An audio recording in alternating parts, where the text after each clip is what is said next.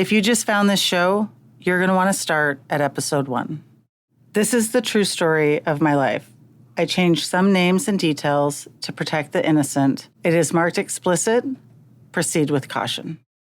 Want to shop Walmart Black Friday deals first? Walmart Plus members get early access to our hottest deals. Join now and get 50% off a 1-year annual membership. Shop Black Friday deals first with Walmart Plus. See terms at walmartplus.com. 'Tis the season to share the joy with the Instax Mini 40 Instant Camera. With a classic design, you can capture each and every festive moment and print them out on the spot. Make this holiday season unforgettable and gift the Instax Mini 40 Instant Camera. Don't just take, give.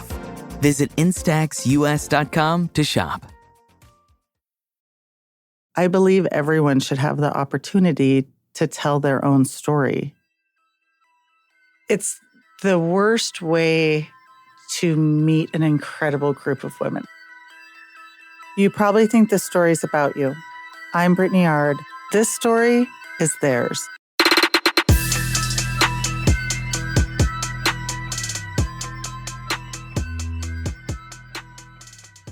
Once I started connecting with these women, it was very clear that we had a lot of notes to compare and receipts to exchange as we tried to understand who it was that we had been with.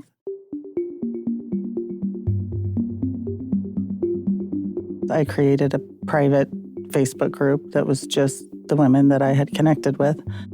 We shared stories and compared notes. I met with some of the women who felt open to talking in person. Some of the women have chosen not to. All of them, including myself, have been scared to have this conversation publicly. The biggest fear for most of the women was that he'll know who it is that's talking. Nobody wants him to reach out to them. At this point, I've had this conversation 14 times. It never gets easier. And I didn't want to know who had dated him when I dated him, but now I think I'm ready. At that time, I really still wanted to think that I was special. You are very special. I grew up in the Midwest, which I will say that really enjoyed teasing me about quite a bit. And I found that to be charming about him. Because it seemed he really wanted to know a lot about me.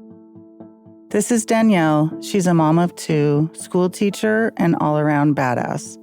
Right now I teach first grade, and this is my first year teaching first grade.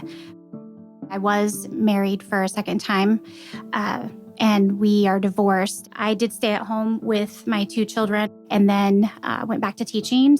Things had gone pretty sour with my ex-husband for quite a while, and he had told me for a long time he was divorcing me.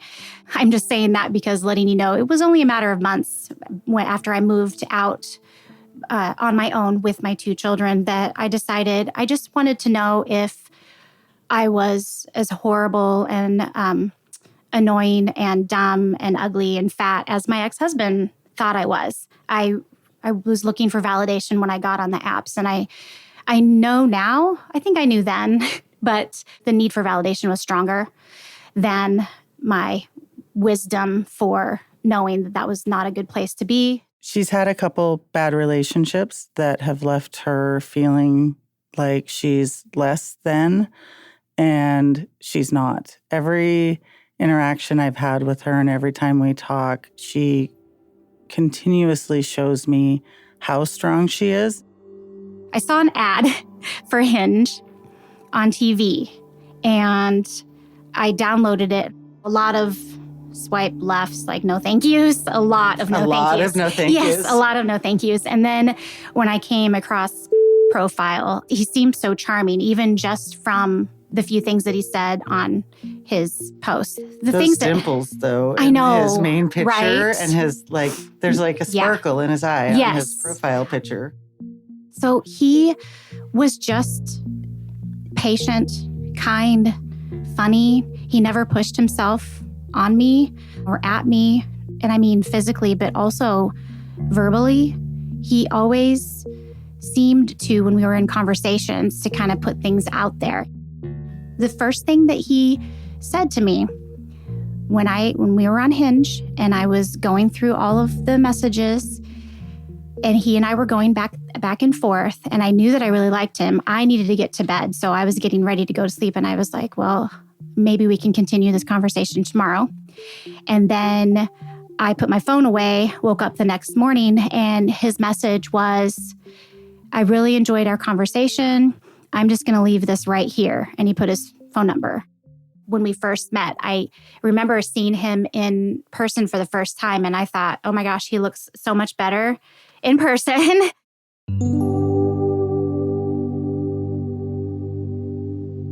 I offered to go over to his house and cook dinner for him. He seemed to be like a big foodie, and that is how I spoil my men. Typically, I remember it was chicken because he was funny about that. He said, I see you judging me taking a second piece. Like everything he said was funny. I felt validated with, I know it's dumb, but just cooking for him. And like, he was so excited about cooking for him. And I would leave leftovers for him. I'd bring him treats. In fact, he still has my casserole dish. Fun fact number 1. All of my bakeware and Tupperware are the results of me not returning it to the original owners. He still has one of my little coolers because I would also take him food and lasagnas and things and drop him off. And I lost that. I'm sure he has a whole collection of random women's dishes in his house. Because same thing, he's always like, oh, I just don't have time to cook, or, oh, I'm just eating chicken and rice. He'd send a picture of like some lame meal. I also cook for people. It's how I show love. When you got there, did he tell you were the second woman to ever come? Yes. Because that's his famous opening line. He told me I was the first woman, and then he corrected himself and said, actually, there's been one other woman, and she accused me of being married because I know how to decorate. And I looked around and I said, well, I guess I can see that, but I don't know that I would jump to accusing you of being married simply because you know how to decorate. I had to slow myself down because when I first met him, I was like, oh, I'm just going to take it easy and get to know him. And then I found myself like grabbing his face and kissing him because I just thought he was so charming and so funny. And I told him, I said, this is embarrassing to say, but I will say it. I told him, I said, you're just so delicious in every way, emotionally, intellectually, physically. I just really, really liked him. Perfect first date, more than perfect. I went home, like I was humming all the way home and singing, like so happy. And yeah. Of course, he smelled really good. So good.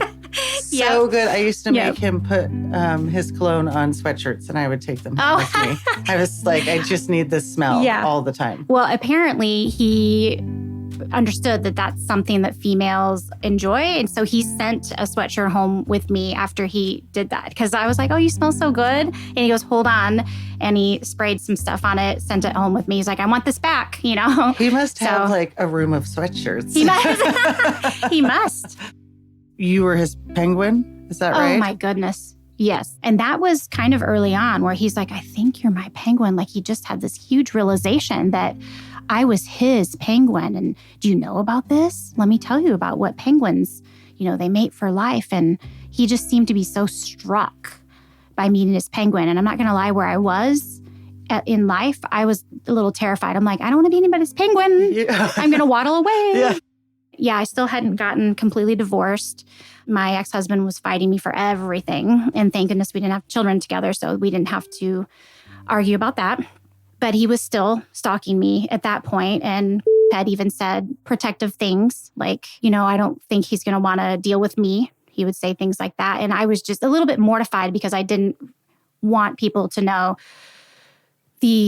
where I came from and how sick my relationship was with my ex-husband. I just really wanted it to be over. And now I'm learning it takes years and months and more years of getting over it. But at the same time, if I'm going to be anybody's penguin, it's this guy because he seemed so amazing and perfect.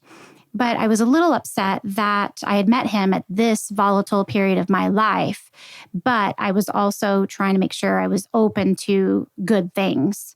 But then I started seeing the red flags and realizing maybe this isn't as good as I thought it was. He complained first, saying that he wasn't important enough to me to make time for him. And then literally only 4 or 5 days later, he said that I was being clingy. So obviously, I recognized that as gaslighting, which was my first red flag.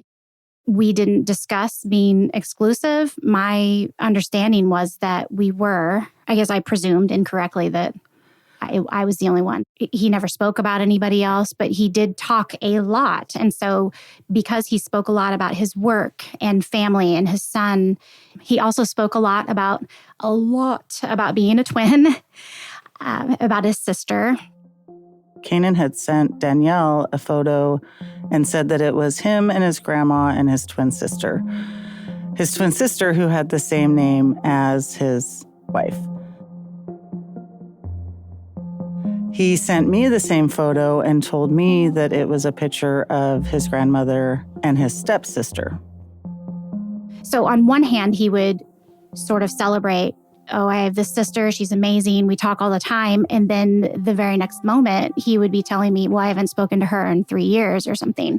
I guess he had been arguing with her and had a fight with her and was telling me about how he didn't agree with what she was doing. And I tried to try to clarify, and he would be flippant about it and dismissive. And because he's so verbally astute, I don't know if there's a better word for that. It's like verbal gymnastics, If you try to pinpoint a truth with him, it felt as if you were attacking him. Story with me is that he had a brother and a sister-in-law, and they had, I think, 4 girls, and they lived in Texas. And same thing, they would have conversations all the time, but then he'd get mad because they kicked him off his Hulu or, things like that. The sister-in-law's name was Tasha, Tasya.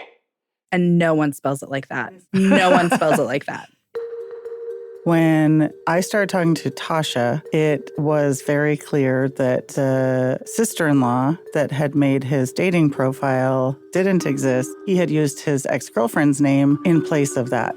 My name's Tasha, and I know people call him, but he told me his name was, so I called him. Kanon's full name is quite a mouthful, and he has 2 first names. He uses one of those names on the app, but once you get to know him, he'll tell you what his real name is. Red flag. And I dated him from probably 2019 to, middle of 2020.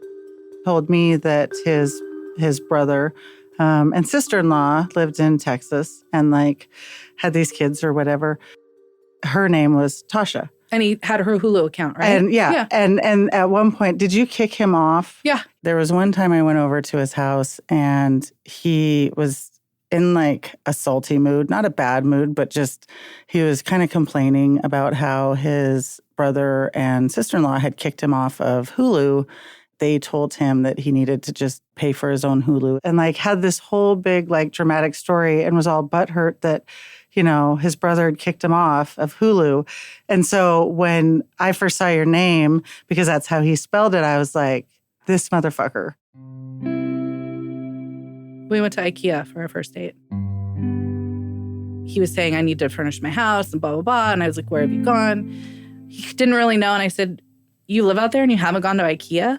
That's literally where you should, who doesn't go to IKEA to furnish an apartment, right? And he was like, oh my God, I've never been to IKEA. But so I was like, oh my God, it's my most favorite place. I could live there. So he was like, would you be willing to go with me? Sure. Let's go. That sounds fun. Yeah. Yeah. And so we go, we walk throughout the entire IKEA. We get some stuff, get some bookshelves and a dresser and all this stuff. And I had told him that my favorite pizza was cheese with a ton of pineapple on it. It was just I'm a weirdo like that. And so we get back to his house and he had ordered my favorite pizza. And I'm thinking, oh my God, that's so sweet. He listened to me. Yeah, you remembered. Like, that's such a random thing to remember. We put together a bookshelf, by we, I mean me, and opened a bottle of wine, and, thing led to another. And the next morning, he gives me the gate opener for his gated community and says, I really want you to, be able to come whenever you want. And I'm thinking, no, I'm okay. I don't really need that. And he's like, no, I want you to have it. And I'm sure he told everybody that no one's come over and blah, blah, blah. I was the second woman that ever was at his house. According to him? Yeah. Oh. For sure. And I think everyone has been the second woman to ever be at his house. So I was the lucky first? I apparently. Oh, thank God for me. Well, and what ended up happening with you using the gate opener? Oh, the first time I was like, hey, I'm getting my hair done in Bonnie Lake. I'm going to head over afterwards because I'm in your area. It's I live in Seattle. You live way the freaking hell out here. But I'm down here, so I might as well come stop by. And he's like, well, I'm not home yet. And I said, oh, no big deal. I have the gate opener. And he was like, oh, the door wasn't unlocked. And, excuse after excuse. And the next time I saw him, I was like, here's your gate key. I don't need this. I want to take a minute and talk about hormone harmony. It isn't just for menopause, even though I was thrown into that last year. Finding a product that helps regulate my symptoms has been so crucial. Whether it's hot flashes, night sweats, or those racing thoughts and low moods, I've been able to use Hormone Harmony to help me feel like myself again. This isn't just a product for somebody that's going through menopause. It can help you at any stage in your life to help maintain optimal hormone levels. I also love Happy Mammoth's Complete Gut Repair. With the Complete Gut Repair, when I'm traveling, I can make sure that I continue to feel like myself, even with the time zone changes and dysregulation to my sleep. For a limited time, you can get 15% off your entire first order at happymammoth.com. using the code YouProbably at checkout. That's happymammoth.com with the code YouProbably. Subtle results, still you, but with fewer lines. Botox Cosmetic, onabotulinum toxin A, is a prescription medicine used to temporarily make moderate to severe frown lines, crow's feet, and forehead lines look better in adults. Effects of Botox Cosmetic may spread hours to weeks after injection, causing serious symptoms. Alert your doctor right away as difficulty swallowing, speaking, breathing, eye problems, or muscle weakness may be a sign of a life-threatening condition. Patients with these conditions before injection are at highest risk. Don't receive Botox Cosmetic if you have a skin infection. Side effects may include allergic reactions, injection site pain, headache, eyebrow and eyelid drooping, and eyelid swelling. Allergic reactions can include rash, welts, asthma symptoms, and dizziness. Tell your doctor about medical history, muscle or nerve conditions including ALS or Lou Gehrig's disease, myasthenia gravis, or Lambert-Eaton syndrome, and medications, including botulinum toxins, as these may increase the risk of serious side effects. For full safety information, visit BotoxCosmetic.com or call 877-351-0300. See for yourself at BotoxCosmetic.com. Meaningless stuff. Why do we gift so much meaningless stuff? Tired of generic gifts and hollow trends? Shutterfly allows you to create meaningful photo gifts for your family and friends. Whether it's a cozy fleece blanket for grandma, a stunning canvas print for mom, or a mug to make dad smile. Enjoy 40% off with code MAKE40 at Shutterfly.com and make something meaningful this year. See site for more details. He's just so dang good looking and charismatic that you kind of are just whatever. So I don't feel like I asked enough questions or dug deep enough. I'm a recovering pessimist, I guess you could say. So I assume if it's too good to be true, it is, which serves me well sometimes, not all the time. I know he has a son that plays football because he kept telling me, I really want you to come to one of his games because I have a lot of friends that, played professionally or now train and all that stuff, right? So we talk about football all the time. I'm a huge football fan. He'd be like, oh yeah, I would love for you to come to one of my son's games. And then every time his son would have a home game, I'd be like, I'm down to go. Oh, not this game, not this game. And then I just stopped asking, I think after the second or third time. He said he had a daughter that he doesn't really have a relationship with. I would tell him, hey, I don't think it's fair that I'm continuously coming down to see you and you haven't come up to see me. It's been 3 trips down and no trips up. And he would say, you don't understand. I'm so busy with my kid and blah, blah, blah. And in my head, I'm thinking, your kid lives in bro. Tell us about the New Year's Eve that you guys spent together. I had told him multiple times, like, this is a big deal to me. Like, this means something to me, right? The first New Year's Eve I have, like, spent with someone I'm dating. The first New Year's Eve kiss I've had with someone I'm dating. And I told him that. This is kind of a big deal. Like, my best friend and her husband are going to come over. It's going to be a low-key New Year's Eve because I'm not, like, a big New Year's Eve person. I just don't care that much. I'm not in my 20s anymore, so I can't, like, party and, you know, pay the $20 cover to go somewhere that's free 364 days of the year. He kept being kind of wishy-washy in the beginning of, like, I think I'm going to make it. I think I'm going to make it. And I'm like, if you don't think you're going to make it, just let me know because, like I told you, this is, like, something really important to me. It means a lot to me that you're going to come and, like, spend this time with me. And he went somewhere else first and then came over. And he went to his military friend's house first. And he came over about, like, 9:30 or 10. My best friend and her husband had never met him before. He was so great with them and, you know, told them how great I was and how he just didn't know how he was so lucky to meet someone like me, just moving to Seattle. And even my best friend, who has a pretty good radar for, like, bullshit, was like, I think I really like this guy. We cheers at midnight on my balcony because I overlooked South Lake Union and, you know, we kissed and he ended up spending the night. I mean, we were hammered, right? And I was like, I'm so tired, I'm going to bed. So I went to bed before the rest of them. And he sat out there and talked to my best friend and her husband for probably another hour. And she's telling him, hey, be careful with her. You know, she doesn't open up. She doesn't trust people that much. She's been hurt before. She's been single for basically like 11 years. And he was reassuring her, no, I've never felt this way about someone. And she's telling me this the next day. And I'm like, oh, wow. And this is still early in us, like, dating, right? And so I'm like, wow, this guy might have potential. Maybe I'll, like, you know, really give it a chance. And then the whole, like, not showing up when he says he's going to, you know, gaslighting when I say why we can't go to dinner happened, like, literally at the end, started happening at the end of January. And I'm thinking, you went from, I've never felt this way about anybody to, I can't even take you out to dinner? Okay, I'm picking up what you're putting down. All of the women that I've talked to have said, I can't believe I let someone treat me the way he did and behave in some of the ways that I behaved. It was so uncharacteristic for who these women are. What was your first reaction when you saw his picture pop up in that social media group? I instantly laughed. And I actually screenshotted it and sent it to our group chat of my best friend that was there on New Year's Eve and my other best friend. And I said, about time this dude showed up. And I hadn't read any of the comments yet. So my other friend who is in that group too, right? And so she jumps on and she looks, she goes, have you read the comments? And I'm like, oh, no, not yet. So I start reading through and I'm like, okay, I wasn't crazy. This dude is a piece of shit. Every time I thought I had all the information, something new came up. I mean, I didn't even realize until you had posted that. And then I went back when I think you reposted it. I've posted it a couple times. And more people jumped on and was like, oh, I didn't see this last time. And I'm like, how do you have time for all these people? Because I was more towards the beginning of when he moved here, he hadn't had a chance to, like, put his feelers out enough. And so when that started happening and he started adding to his collection of women, for me, that's when, like, the ghosting started and the breaking promises and the gaslighting. And it was a huge shift. Subconsciously, I was like, something feels weird, but I didn't know at the time. And now looking back, I'm like, oh, I can pinpoint exactly when he was, like, dating someone new or exactly when he was at another girl's house. Like, all these things looking back, you're like,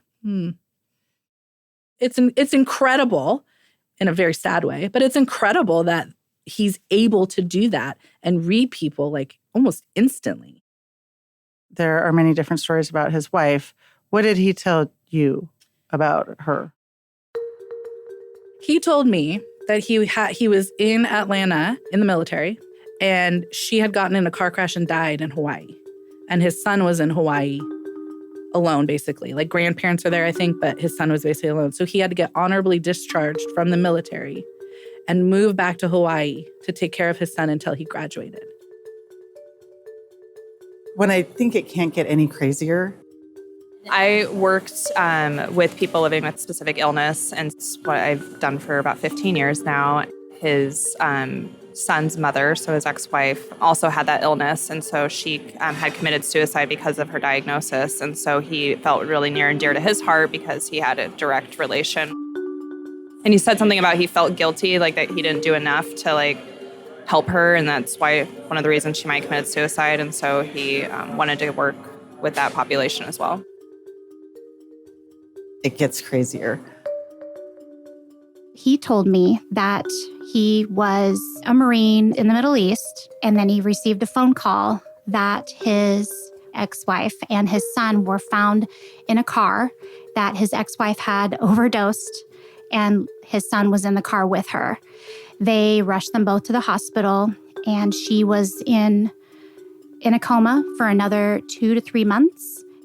And then when she passed away, he left the military permanently and moved in with family in Hawaii. And crazier. I have found out that she is still alive and well and not living with that illness. And crazier. You know, I'm so glad his wife was resurrected. I mean, that's just good for the kid. And also, I believe not his ex-wife. I haven't been able to find any confirmation that they ever got divorced. And so I think that they're still married. Even now, I struggle thinking that that's the same human being who has done all these horrible things. I got out just in time, it would seem, because I promised myself at the first red flag, I would run for it. I knew when I saw that red flag, I had to break it off with him, and I did not want to. I didn't want to. Mm-hmm. But I was having this internal argument with myself, and he even said, like, I think you're going to regret this. And I agreed with him. I said, I probably will. But if I just said that I don't think I'm in a good place, and I wanted to believe him. But why? So that's my question. Why? It sounds like so much work. So much work. I'm exhausted thinking about all the lies that he tells.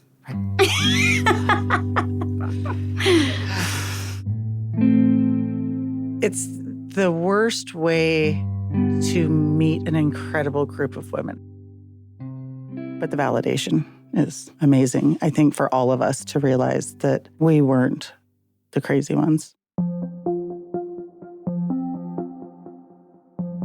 After the first 6 months, I had met enough women and learned enough. It was very apparent that Kanon was a monster. I stopped paying attention to that story. But I was still contacted by women over the following year. It's also really hard when a woman connects with me and she doesn't know the whole story, because going through that initial experience with a woman is heartbreaking. The hardest one was Donna. She contacted me almost a year after I had broken up with Kanon, and Kanon had broken up with her around the same time as me, but he just told her that he loved her, but he needed to focus on other things, and she didn't know until a year later that everything was fake. So she grieved a 2.5-year relationship on an entirely different pretense than what was actually happening. My producer has reached out to Kanon several times to get comment from him with no response. If Kanon was willing to talk, I'd want to know if he understands the long-term effects of his behavior, if he even has a second thought about it. I mean, some of these women aren't ready to put themselves out there again. Sadly, my picker is broken, and that's just typically what I choose. So I've chosen not to date. I won't go near the apps anymore because I know that I'm just wired to choose the kind of guy like who will try to ruin me. So I'm the same way. I've tried to change my wording around it, because I used to say that my picker was broken, and I choose all of these things. And it's less of that and more of a, we attract those types of people because we are such bright lights and, so empathetic towards people. And I think for me anyways, I give a lot of myself in relationships. And when there's somebody that is returning that and you finally feel seen and you finally feel like somebody is just complimentary and, you know, all of those things. I probably dated like one other person after him for like a little tiny bit. And he started pulling some weird stuff too. I think now I'm like very quick to just be like, I'm out. It's not worth it to me. I'm fine at home with my cats and being an aunt like that. If that's all I ever am for my lifetime, then that's what it is. But like, especially in this day and age, in this dating atmosphere, it just feels impossible. If I don't see your social media, swipe right on you, do a deep dive on you, you know, and you don't meet people anymore. So it's like a rock and hard place. Like, you know, the meme that's like, I never leave my house, but I figure the perfect man will break in and find me. Like, that's how I feel at this point, you know? Like, it's going to be some maintenance man who needs to come fix my garbage disposal and we fall madly in love. The joys of dating. Even my pessimism didn't keep me out of it. So no one's safe. Nobody's safe.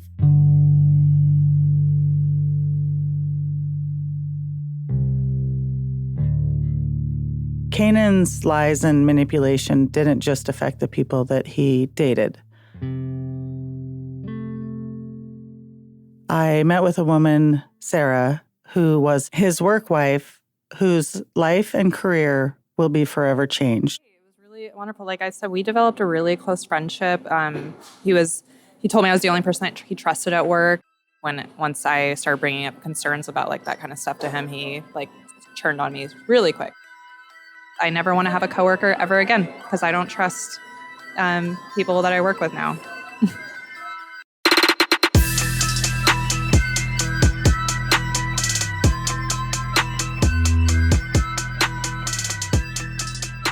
You probably think The Stories About You is a production of Large Media. That's LARJ Media. Our executive producer is Brittany Ard. Our showrunner is Sid Gladue. Creative direction by Tina Knoll. Our associate producer is Kareen Kiltow. Sound engineering by Chris Young and Sean Simmons. Graphic design by Najella Sharma. Opening theme by Youth Star and Miscellaneous. If you want to know more about Brit, follow her on social media. You can find her at brittany.ard on all platforms. If you like what we're doing, don't forget to hit that follow button wherever you're listening to this podcast right now. And also, give us a rate or review on Apple Podcast or Spotify.